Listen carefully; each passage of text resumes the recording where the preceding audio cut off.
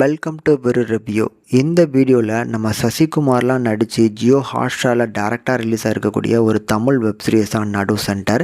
இந்த web series எப்படி இருக்குது அப்படிங்கிறத இந்த ரிவ்யூவில் டீட்டெயிலாக பார்த்துடலாம். இதில் இந்த வெப் சீரிஸோட கதைக்களத்தை பொறுத்தளவுக்கு ஒரு லோக்கல் மெட்ரிகுலேஷன் ஸ்கூலுக்கு நியூ ஜாயினிங்காக, அதாவது பாதியில் ஜாயின் பண்ண வந்திருக்கக்கூடிய ஒரு நேஷ்னல் லெவல் பேஸ்கெட் பால் பிளேயரை சுற்றி இந்த கதைக்களத்தை எடுத்திருப்பாங்க. ஸோ இந்த பையன் பேர் பிகே. ஸோ இவனை பொறுத்தளவுக்கு இதுக்கு முன்னால் படித்த ஸ்கூலில் பார்த்தீங்கன்னா ஏதோ ஒரு பெரிய ஒரு பிரச்சனையாகி அங்கேருந்து பார்த்தீங்கன்னா டிஸ்மிஸ் பண்ணி தான் இந்த ஸ்கூலுக்கு ஜாயின் பண்ணியிருக்கிறான்.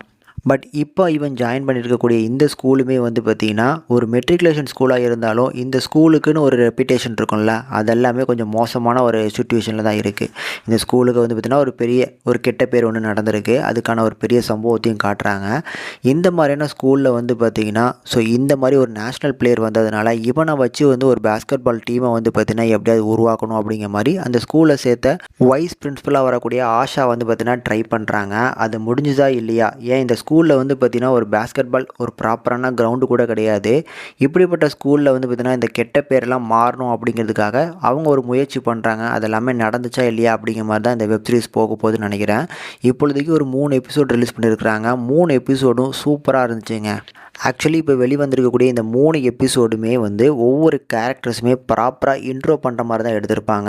ஸோ இதுக்கப்புறம் பேஸ்கெட் பாலில் ஒன்றா டீமாக விளையாட போகிற ஒவ்வொருத்தரும் பார்த்திங்கன்னா எப்படி ஃப்ரெண்ட்ஸ் ஆக போகிறாங்க, இவங்க எல்லாம் இப்போ என்ன பண்ணிகிட்ருக்காங்க அப்படிங்கிற மாதிரியான கான்செப்டில் தான் அந்த 3 எபிசோட் இருக்கும்.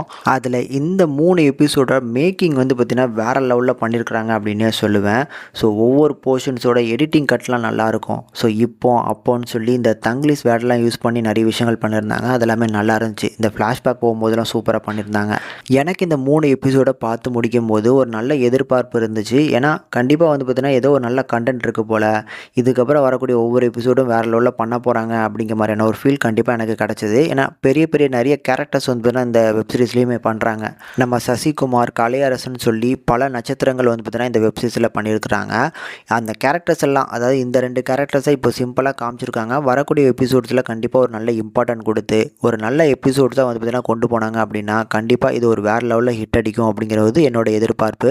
இப்பொழுதைக்கு கண்டிப்பாக ட்ரை பண்ணி பார்க்கலாங்க. சூப்பரான ஒரு ஒர்த்தான சீரிஸ் அப்படின்னு கூட சொல்லுவேன்.